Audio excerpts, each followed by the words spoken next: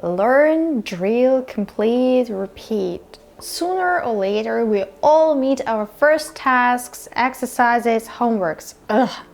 Studying becomes one of the things that people hate and don't really know why they are doing it. That is not a surprise, because the process of learning and teaching most of the time is a completely wrong thing. Now, let's make both students and teachers happy in their roles. How come that you promise yourself for the 7th time that next Monday or this year you'll definitely learn a new language, but in fact you never even started? You are not alone, believe me. The key thing in studying is practice.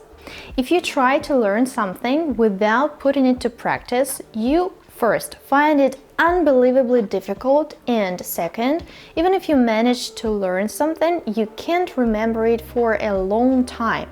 So it's no use, only suffering. Now, you can breathe out. If you don't really need something in practice right now, there is no need to learn it. Just forget about it and release yourself from a heavy self-promise. You'll start it when there is a need, but if you just want to learn something for no reason, search for the ways how you can use it in practice. Like, if you study a foreign language, go to a country where it is spoken, or at least find a speaking club in your town.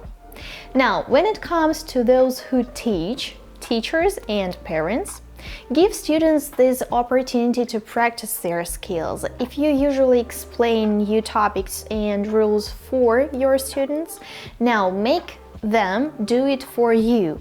When they have the task to explain a topic themselves, they have a practical reason for getting outside of this or that info. You can also ask students to explain something to one another.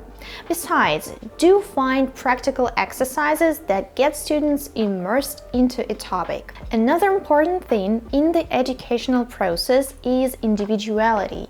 Do not expect your students or children to be just like you or to fit right in any kind of system. If, let's call her Jenny, doesn't like writing, do not start by blaming her. Do find what's her way to do this and that. That's it.